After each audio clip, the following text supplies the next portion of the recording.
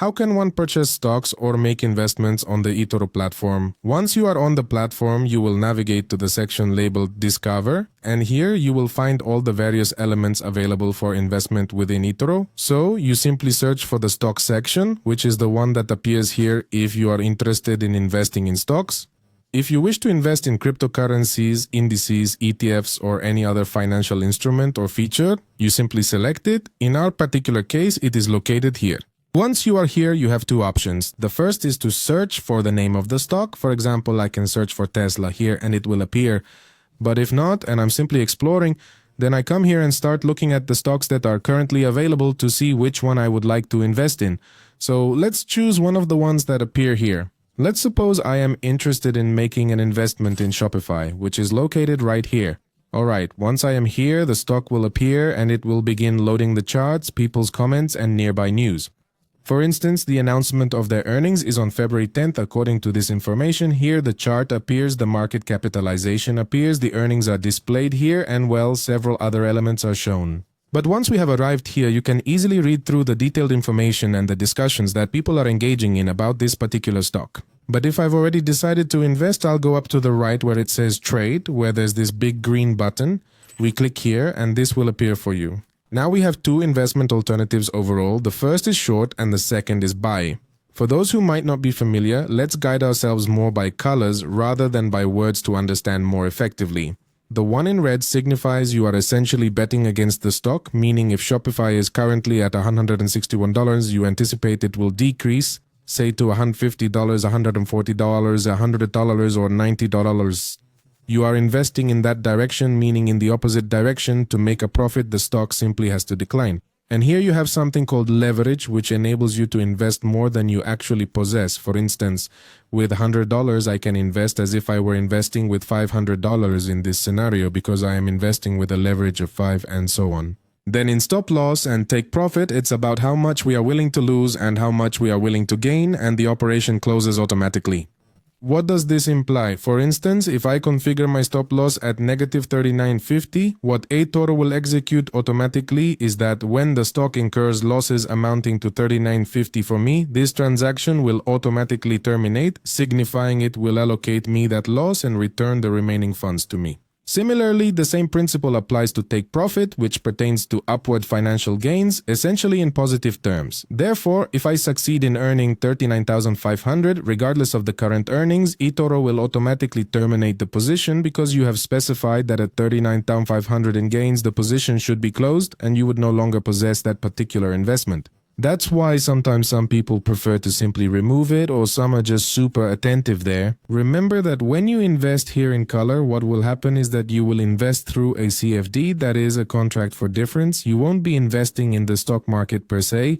This is like a contract you're making with eToro, where you're telling eToro that you're betting that this stock will go down, and if you lose or win, the one you're going against is eToro, not the market.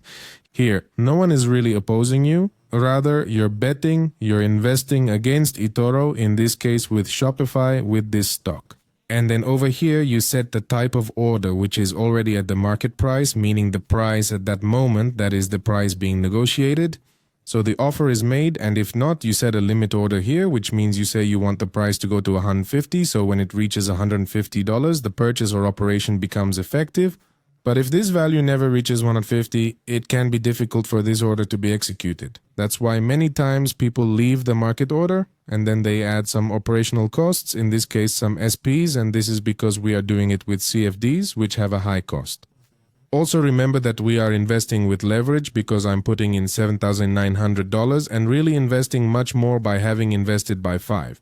Look, here it appears, look, $30,500 is really the exposure we are having, or if it's by 2, then $15,800, or if it's by 1, then it's just our money and we wouldn't have leverage.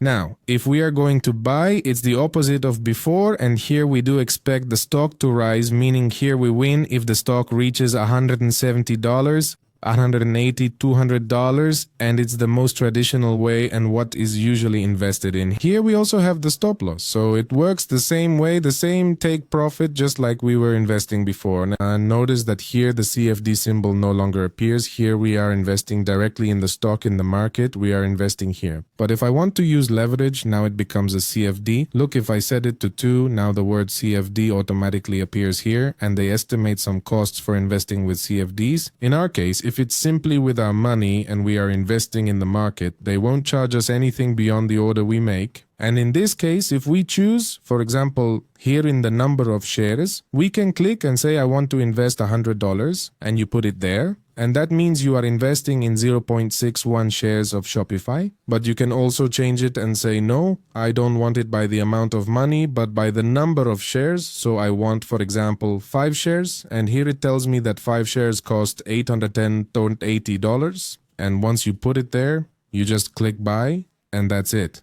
And here you can click to estimate the costs that might apply to you. Here, you would click to read more, and you put it, and in the type of order, we have exactly the same as I mentioned earlier. In fact, look, I opened, reopened, closed, and reopened this, and it shows me $1, and that's it. I click buy, it was automatically bought, and the order is there, we have it there. In fact, I'm already losing here, but, well, we already have our order, and we have already invested. If we want to close it, we simply go to close here, click close trade, and we close the operation. And in fact, we already have the money available again, and if you want to keep investing, you come back here to discover, come here and choose another option, for example, this one over here.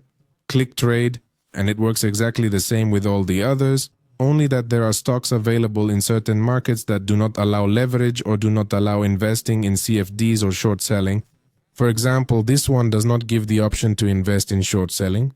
But if we go back here, because, well, these are cryptocurrencies, this is what we are investing in here, so don't be surprised if you are going to invest in some option or investment tool they have here. And the option doesn't appear because either the market or the type of investment you are going to make does not apply to what we are seeing. So, for example, here we switch to this one from Mercado Libre, the stock that appears here. We click here and look, it appears again, and this one already has a different price. The order price appears, well, the commission price they would charge us for investing here, and we go back to more of the same. And by the way, depending on your regulation, it might even show more leverage here. It might show by 6, by 10, by 20, by 15.